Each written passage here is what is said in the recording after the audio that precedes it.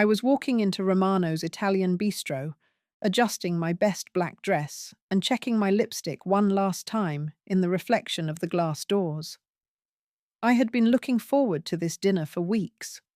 My son Marcus had called me 2 weeks earlier, his voice warm and excited as he told me about this important business dinner he was hosting. "Mum, I really want you there," he had said. "It's a celebration dinner for closing the biggest deal of my career. I want to show off my amazing mother to my colleagues." I felt so proud walking through that restaurant, scanning the room for Marcus's familiar face. When I spotted him at the corner table, surrounded by 5 other people in expensive suits, my heart swelled with joy. This was my boy, my successful son, who had built his own consulting firm from nothing. I had sacrificed so much over the years to support his dreams, working double shifts as a nurse to pay for his business school, selling my mother's jewelry to help him with his startup costs. But as I approached the table, Marcus looked up, and his expression changed completely. His warm smile vanished, replaced by something I had never seen before: embarrassment. He stood up quickly, almost knocking over his wineglass, and walked toward me with hurried steps. Before I could even say hello to the others at the table, he grabbed my arm and pulled me aside. "Mum, what are you doing here?" he whispered, his voice sharp and urgent. I stared at him, confused. "You invited me, remember? 2 weeks ago. You said it was a celebration dinner and you wanted me here." His face went red, and he glanced back at his table nervously. "Mum, I need to be honest with you. Don't sit with us at the restaurant. It's a business dinner. These are very important clients, and I need to maintain a professional image tonight." The words hit me like a physical blow.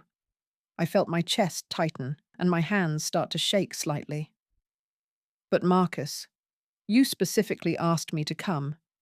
You said you wanted to show me off to your colleagues." He looked away, unable to meet my eyes. "I know what I said, but things have changed. This deal is worth millions, Mom. I can't risk anything going wrong tonight. Maybe you could sit at the bar or something. I'll come talk to you after dinner." To understand how devastating this moment was, I need to explain what Marcus meant to me and what I had sacrificed for him over the years. When his father left us when Marcus was only 8 years old, I became everything to that boy: mother, father, cheerleader, and provider.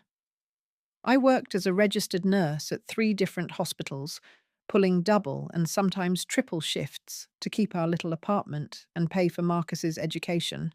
When he was in high school and wanted to join the debate team, I sold my engagement ring to pay for the travel expenses to competitions.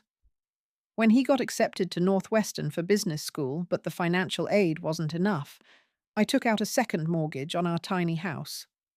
When he graduated and wanted to start his own consulting firm instead of taking a safe corporate job, I liquidated my entire retirement fund to give him the startup capital he needed. For 37 years, Marcus had been the center of my universe. I attended every school play, every basketball game, every graduation ceremony. When he got his first big client 5 years ago, he took me out to dinner and told me, "Mum, everything I am is because of you. I will never forget what you've sacrificed for me." We had dinner together every Sunday without fail. He called me every Wednesday evening to check in. When people asked him about his success, he would always mention how his mother supported his dreams. But things started changing about 6 months ago, right around the time he started dating Rebecca.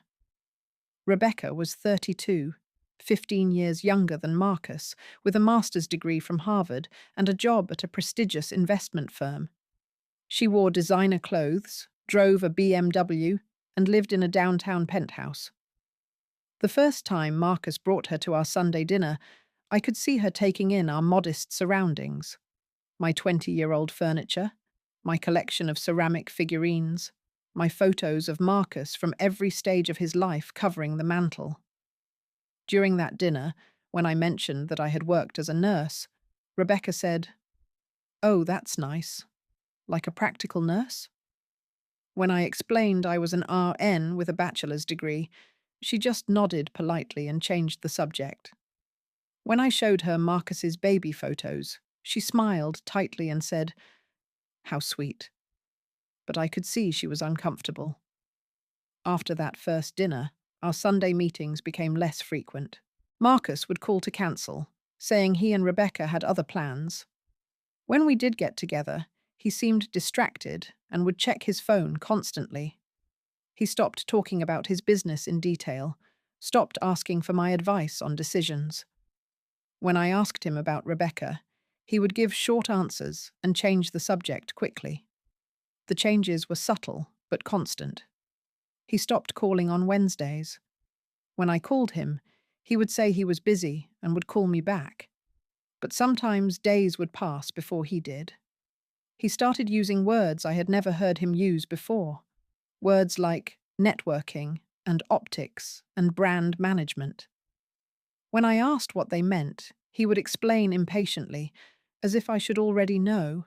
3 months ago, I invited Marcus and Rebecca to my annual birthday dinner at Giovanni's, the Italian restaurant where Marcus and I had celebrated every important milestone in his life. Rebecca showed up wearing a dress that probably cost more than my monthly salary and spent the entire dinner talking about her work colleagues and their vacation plans.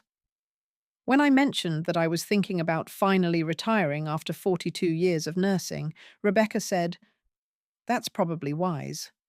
Healthcare is becoming so automated anyway."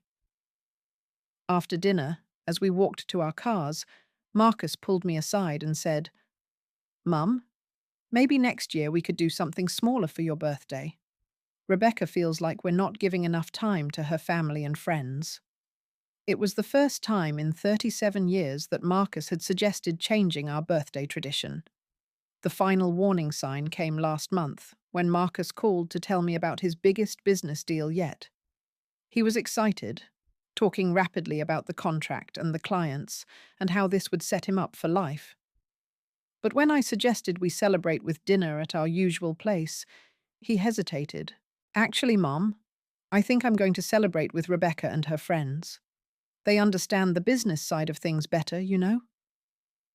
I should have seen it coming, but I didn't want to believe that my son, the boy I had raised and sacrificed everything for, was slowly pushing me out of his life.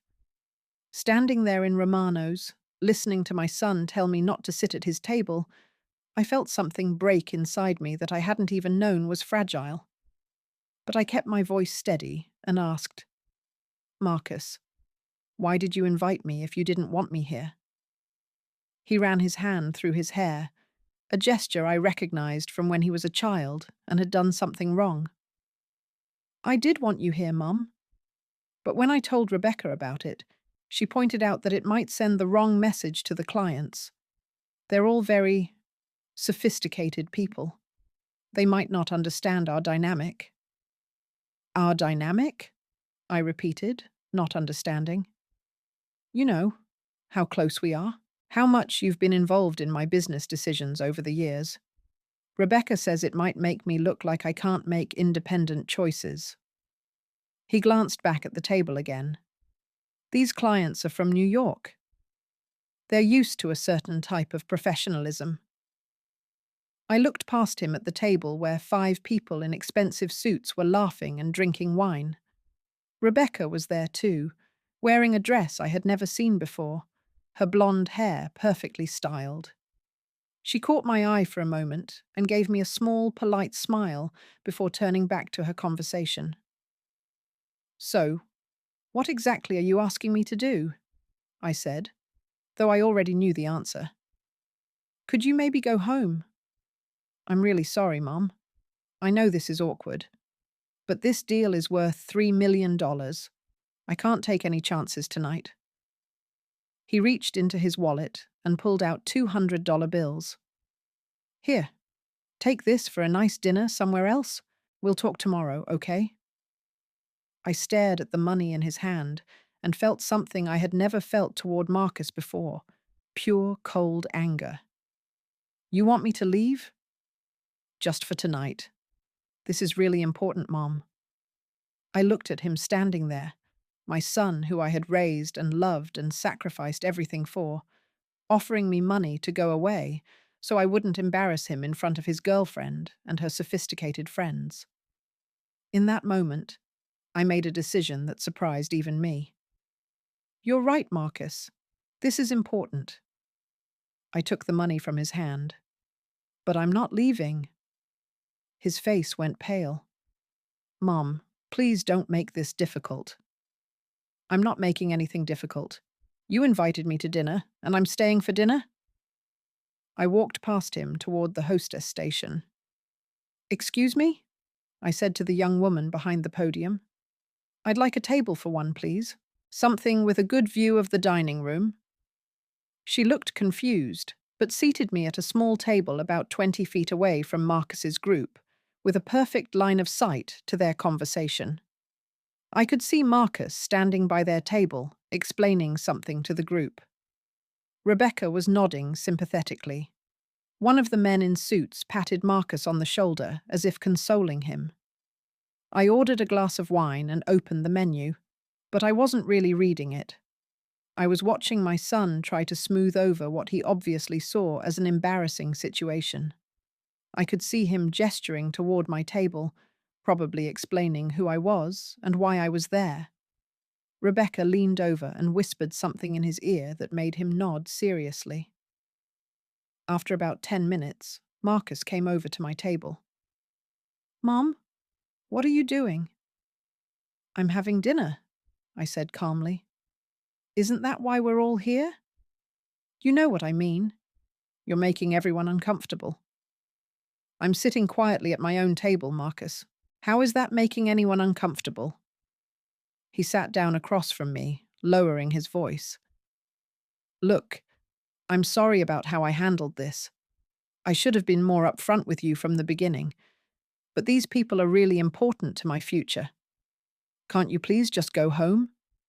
I promise we'll have a proper celebration dinner, just you and me, next week. I looked at my son's face and saw something I had never seen before. He was afraid of me. Not afraid of hurting my feelings or disappointing me, but actually afraid of what I might do to damage his business prospects. When had I become someone to be managed and controlled rather than loved and respected? I'm staying, I said simply. Order your dinner, Marcus. Enjoy your important business meeting. He sat there for another moment, then stood up and walked back to his table. I could see him talking quietly to the group, and then Rebecca stood up and walked over to me. This was the first time she had ever approached me directly. Miss Harrison, she said, her voice sweet but firm. I hope you don't mind me saying this, but I think there might be a misunderstanding here. What kind of misunderstanding? Marcus is really stressed about this deal. It's the biggest opportunity he's ever had, and he's worried about making a good impression. I think he just got a little overwhelmed when he saw you here tonight. She smiled, the kind of smile that didn't reach her eyes. Maybe it would be better if we all had dinner together another time, when there's less pressure. I looked at this young woman who had somehow convinced my son that his own mother was a liability, and I felt something shift inside me. Rebecca, let me ask you something. How long have you known Marcus? About 8 months now. 8 months. I nodded. I've known him for 47 years. I was there when he took his first steps, when he lost his first tooth, when his father walked out on us. I was there when he graduated from high school, from college, from business school. I was there when he started his business and when he got his first client. I paused, letting that sink in. And now you think I should leave because I might embarrass him? Her smile faltered slightly. I just think it might be better for everyone if I disappeared, I finished. Thank you for the suggestion, Rebecca, but I think I'll stay. She stood there for a moment longer, then returned to the table. I could see her whispering urgently to Marcus, who looked increasingly agitated. The other people at the table were starting to notice the tension, glancing over at me and then back at their group. That's when I decided to do something I had never done before in my entire relationship with Marcus. Instead of making things easier for him, I was going to make things more complicated. I signaled for the waiter to come over to my table. He was a young man, probably in his 20s, with the kind of eager-to-please attitude that good restaurants train into their staff. "I'd like to speak to your manager, please," I said politely. "Is there a problem with your service, ma'am?" "No, not at all. I just have a special request." Within a few minutes, the manager appeared, a middle-aged Italian man in a well-tailored suit. "Good evening, ma'am. I'm Tony Carlucci. How can I help you tonight?" I smiled at him, the kind of genuine smile I used to give anxious patients' families when I was working in the hospital. "Mr. Carlucci, I have an unusual request. You see that table over there?" I pointed to Marcus's group. "That's my son's business dinner. It's a very important meeting for him." Tony nodded, looking intrigued. "I'd like to pay for their entire meal tonight. Everything. Appetizers, entrees, dessert, wine, the whole thing. But I don't want them to know until the end of the meal. Can you arrange that?" His eyebrows went up. "Of course, ma'am. That's very generous of you." I opened my purse and pulled out my credit card, the same card I had used to pay for Marcus's college tuition, his business school loans, and his startup costs. There's no limit on what they can order. I want them to have the best of everything. "Absolutely. We'll take excellent care of them." Tony took my card and then paused. "If you don't mind me asking, is this a celebration?" I thought about that for a moment. In a way, yes. It's a celebration of independence. After Tony left, I settled back to watch the dinner unfold. I ordered the osso buco for myself and another glass of wine, and I began to enjoy the show. From my vantage point, I could see everything that was happening at Marcus's table, and it was fascinating to watch my son in his professional element.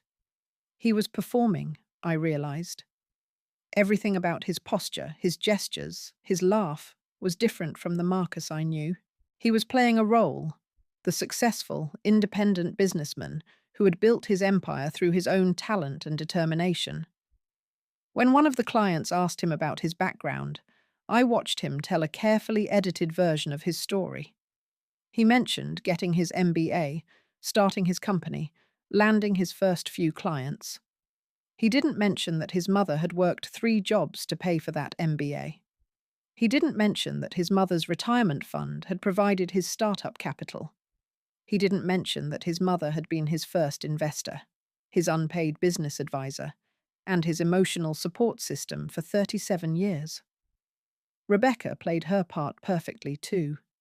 She laughed at all the right moments, asked intelligent questions about the business, and generally appeared to be the perfect partner for a rising young entrepreneur. When one of the clients mentioned his wife, Rebecca smiled and said something about how important it was to have a supportive partner who understood the demands of building a business. I ate my dinner slowly, savoring every bite, and continued to observe. Around 9 o'clock, I noticed that the sommelier was bringing them a particularly expensive bottle of wine, something that probably cost more than I spent on groceries in a month. Marcus looked pleased and relaxed, clearly feeling that the dinner was going well. That's when I decided it was time for the second part of my plan. I called the waiter over again. "I'd like to send a message to that table," I said. "Could you tell them that someone has taken care of their check tonight, and that person hopes they're enjoying their meal?" "Of course, ma'am. Should I say who it's from?" "No. Just tell them it's from someone who believes in supporting success." I watched the waiter walk over to their table and deliver the message. The reaction was immediate and exactly what I had expected. The clients looked surprised and pleased. Marcus looked confused and concerned. Rebecca looked suspicious. They started looking around the restaurant, trying to figure out who their mysterious benefactor might be. One of the clients, a distinguished-looking man in his 60s, raised his glass in a general toast to the room. "To our anonymous friend," he said loudly enough for other diners to hear. "Whoever you are, this is incredibly generous." The other people at nearby tables looked over with interest. A few even raised their own glasses in response. Marcus was scanning the room frantically, and I knew he was wondering if this was somehow connected to my presence. But he couldn't be sure, and he couldn't ask without looking ungrateful in front of his clients. I finished my main course and ordered dessert. Tiramisu, Marcus's favourite when he was a child. I remembered making it for his birthday every year until he turned 16 and decided it wasn't sophisticated enough for his parties anymore. As I ate my dessert, I watched their table become increasingly animated. The clients were in excellent moods, probably because they were eating and drinking on someone else's tab. They were telling stories, laughing loudly, and clearly enjoying themselves. Marcus was trying to maintain his professional composure, but I could see the tension in his shoulders. He knew something was going on, but he couldn't figure out what. Around 10 o'clock, their waiter brought them the dessert menu. They ordered several items to share, along with after-dinner drinks and coffee. I could see Marcus trying to catch the waiter's attention, probably to ask about the bill, but the waiter smoothly deflected his questions. That's when I made my final move. I signaled for my own waiter and asked him to bring me the check for my meal. When it arrived, I left a generous tip and stood up to leave. But before I walked out, I had one more message to deliver. I walked over to Marcus's table, where all 6 people looked up at me with varying degrees of surprise and discomfort. Marcus started to stand, but I held up my hand to stop him. "Please don't get up," I said pleasantly. "I just wanted to stop by and say hello before I left." "Mum, what are you—" Marcus started, but I cut him off. "I wanted to introduce myself to your colleagues," I said, looking around the table. "I'm Margaret Harrison, Marcus's mother." The reaction was immediate. The clients looked from me to Marcus with interest and surprise. One of them, the older gentleman who had made the toast, stood up and extended his hand. "Miss Harrison, what a pleasure to meet you. I'm Robert Chen. Marcus has told us so much about you." I shook his hand, knowing full well that Marcus had told them nothing about me. "How lovely to meet you, Mr. Chen. I hope you're all enjoying your dinner?" "We certainly are, thanks to our mysterious benefactor," said one of the women at the table, a sharp-looking brunette in her 40s. "Someone very generously paid for our entire meal tonight." I smiled. How wonderful. It's always nice when someone recognizes and rewards success. Marcus was staring at me with growing realization and horror. Rebecca was sitting frozen, her wineglass halfway to her lips. "Miss Harrison," said Mr. Chen, "would you like to join us for coffee and dessert? We'd love to hear more about Marcus's background." "That's very kind of you," I said, "but I need to be getting home. I just wanted to make sure Marcus was having a good time at his business dinner." I looked directly at my son. It looked like such an important meeting. I thought it deserved special recognition. The silence at the table was deafening. Marcus had gone completely white. Rebecca was looking back and forth between us like she was watching a tennis match. The clients were starting to piece together what had happened. "Well," I said brightly, "I'll leave you all to enjoy your dessert. It was so nice meeting you all." I turned to Marcus one last time. "Have a wonderful evening, dear. Don't worry about the bill. It's been taken care of." And with that, I walked out of Romano's Italian bistro, leaving my son to explain to his important business clients why his mother had just paid for their $3 million celebration dinner after he had tried to exclude her from the table. I drove home in complete silence, my hands steady on the steering wheel, my mind surprisingly calm. I wasn't angry anymore. Anger had been replaced by something much more powerful and decisive. For the first time in 37 years, I had put my own dignity before Marcus's comfort, and it felt like taking a deep breath after holding it for decades. I knew my phone would start ringing soon, so I turned it off and poured myself a glass of wine from the bottle Marcus had given me last Christmas. I sat in my favorite chair, the one I had bought second-hand when Marcus was in college, and waited. The silence lasted exactly 47 minutes. When I turned my phone back on, there were 6 missed calls from Marcus and 4 text messages. The messages started calm and escalated quickly. "Mum, we need to talk. Mum, please call me back. The clients are asking questions. What you did tonight was completely inappropriate. Call me now. You've embarrassed me in front of the most important people in my career. I can't believe you would do this to me." I deleted the messages without responding and went to bed. For the first time in months, I slept deeply and without interruption. The next morning, Marcus showed up at my door at 7:30, still wearing his suit from the night before. His hair was disheveled, and he looked like he hadn't slept at all. "Mum, we need to talk," he said as soon as I opened the door. "Good morning, Marcus. You look tired. Would you like some coffee?" "Don't act like nothing happened. Do you have any idea what you did last night?" I made coffee and sat down at my kitchen table, the same table where Marcus had done his homework for 12 years. "I paid for your business dinner. I thought you'd be grateful." "Grateful?" His voice cracked slightly. "Mom, those clients spent the rest of the evening asking me questions about you. They wanted to know why I didn't mention that my mother was there.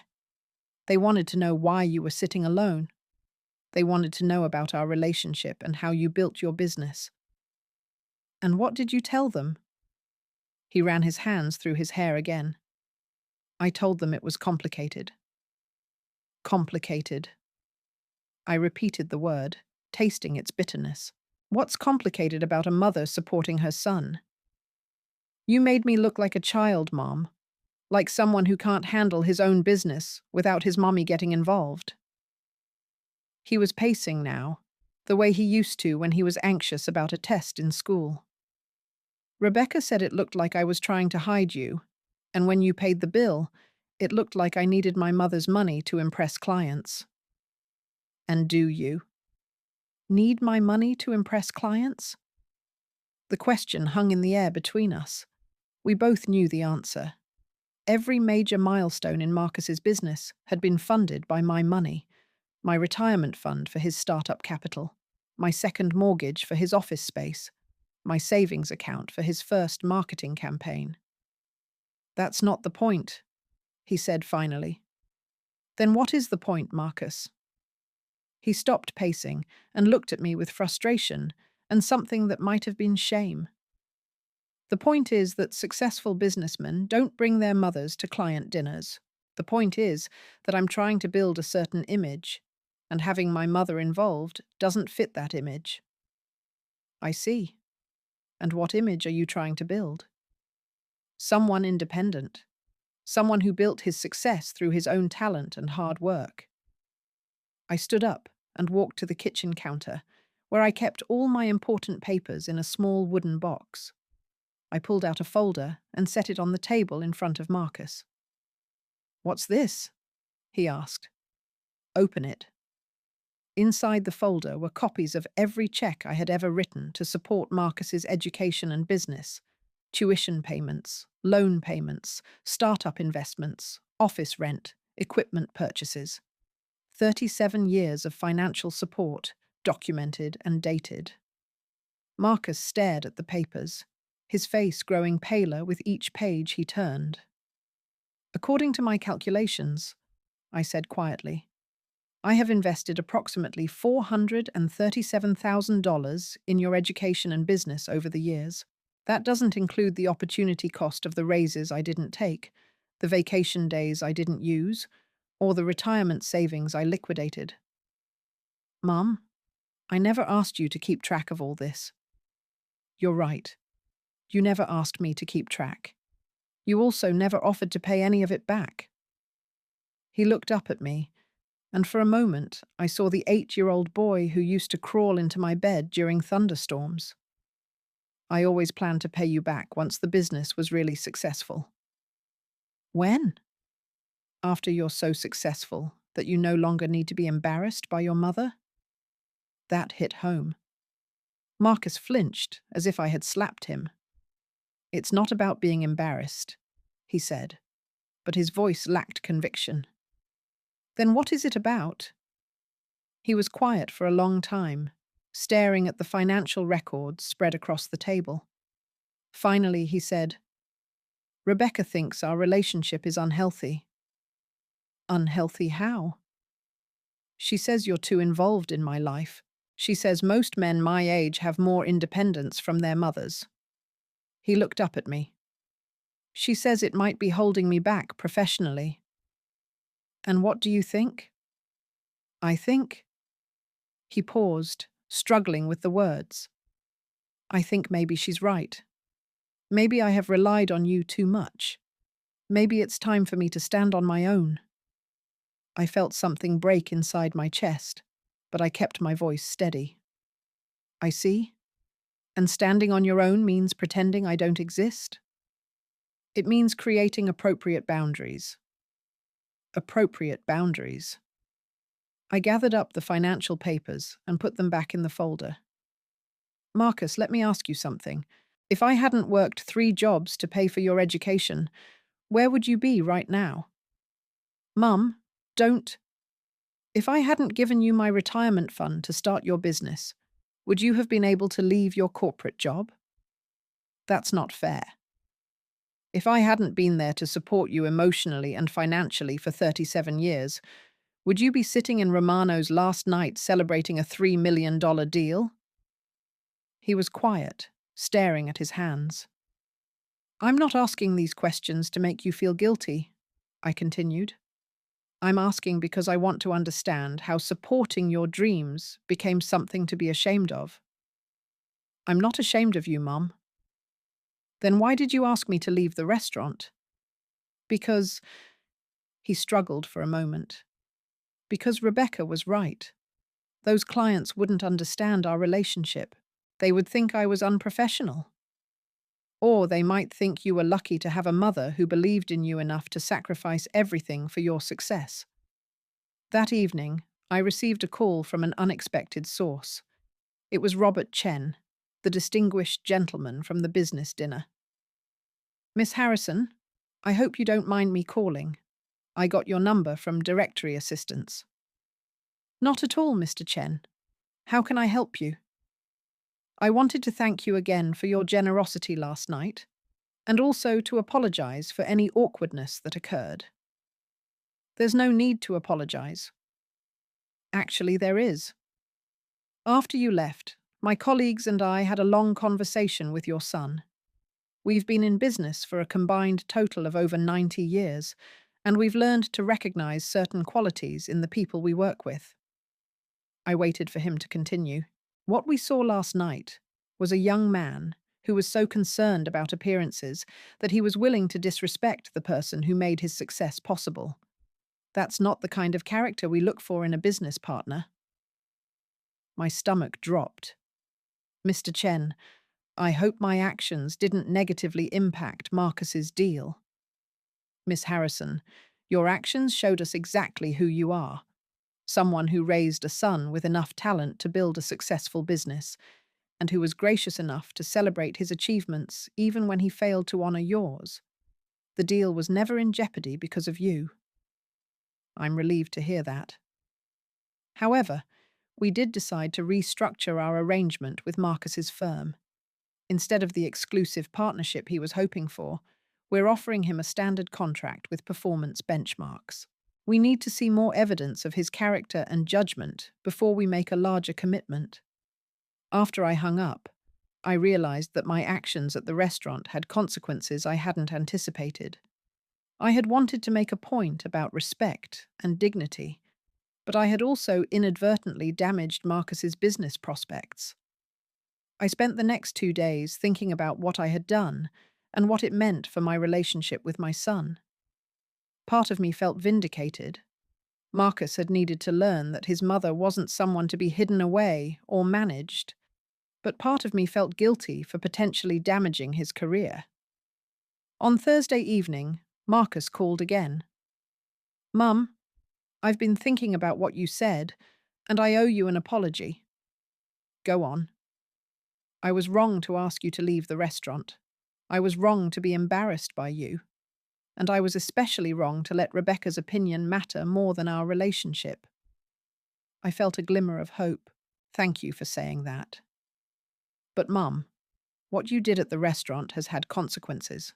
The clients restructured our deal. They said they need to see more evidence of my character before they'll commit to the full partnership." "I heard. Mr. Chen called me." "He called you?" Marcus sounded surprised. "Yes. He wanted to thank me for dinner and to explain their decision." "What did he tell you?" I chose my words carefully.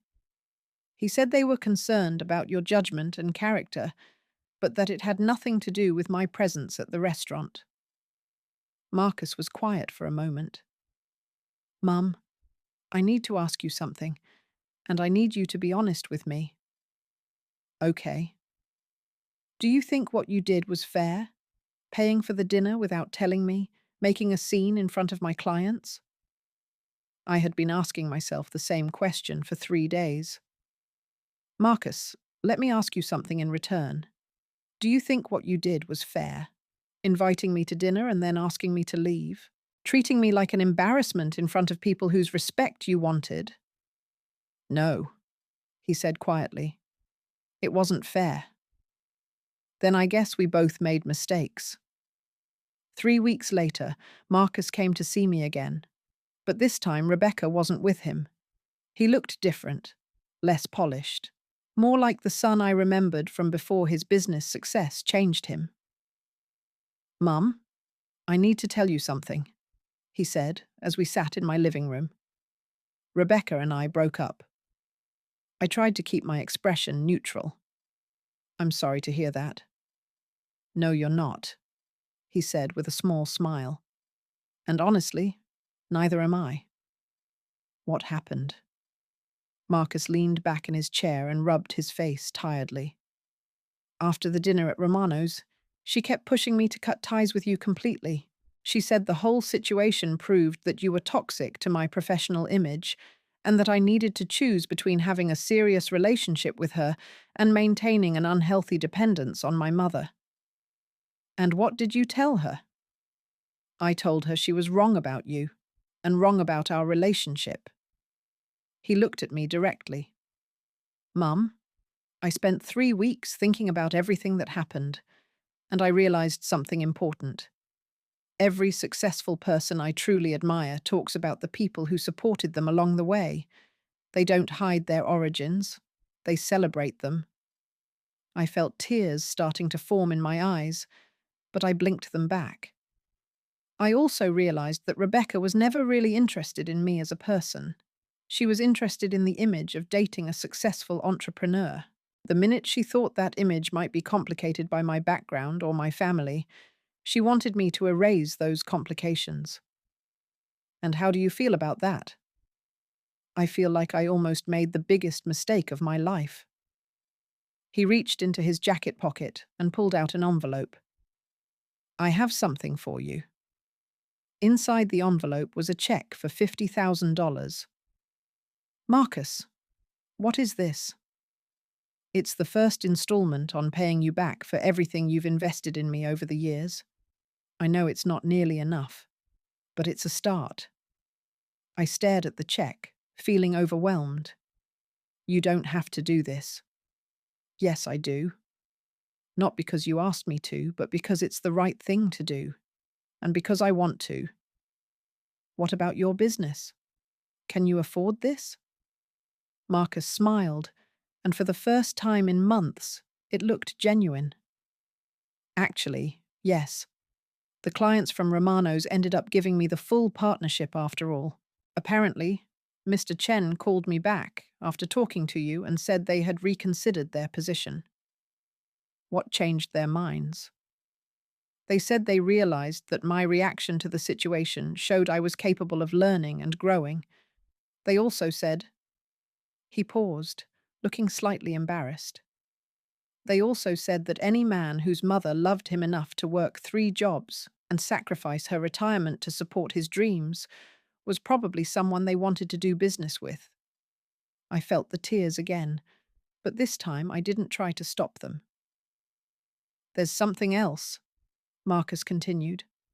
I want to start having our Sunday dinners again, and I want to introduce you properly to my business associates, not as someone to be hidden, but as someone to be proud of. What about your professional image? My professional image should include the truth about how I got where I am, and the truth is that I couldn't have done any of this without you. Over the next several months, Marcus kept his promises. Our Sunday dinners resumed, and they felt different than before. More honest, more equal. He started asking for my advice on business decisions again, not because he couldn't make them himself, but because he valued my perspective. He paid me back another $30,000 and insisted on setting up a formal repayment plan for the rest.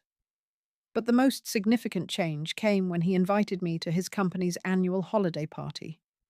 Instead of hiding me in a corner or introducing me briefly, he made a speech to the entire room about how his success had been built on the foundation of his mother's sacrifices and support.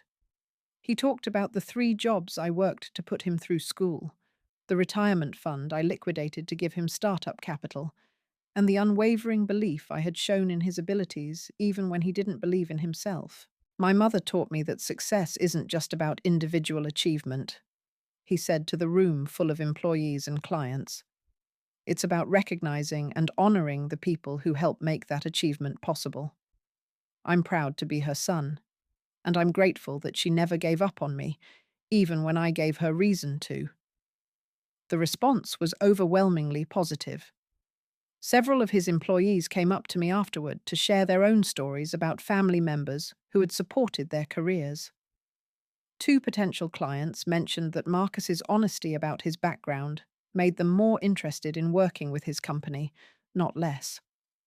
6 months after the dinner at Romano's, Marcus called me with news that surprised both of us. Mum, do you remember Mr. Chen from that business dinner? Of course. He wants to offer you a consulting position with his company. He's been so impressed with your insights when we've talked that he thinks you could help them with some of their healthcare consulting projects. I was stunned. Marcus, I'm a nurse, not a business consultant. You're a nurse with 42 years of experience in healthcare systems, management, and patient care. You understand how hospitals and medical practices actually work, not just how business people think they work. That's exactly what his company needs. The consulting work turned out to be both challenging and rewarding. I helped healthcare companies understand the practical realities of implementing new systems and technologies. My nursing background gave me credibility with medical staff that outside consultants often lacked. And for the first time in my adult life, I was building something for myself, rather than just supporting someone else's dreams. Looking back on that night at Romano's, I realize it was a turning point for both Marcus and me.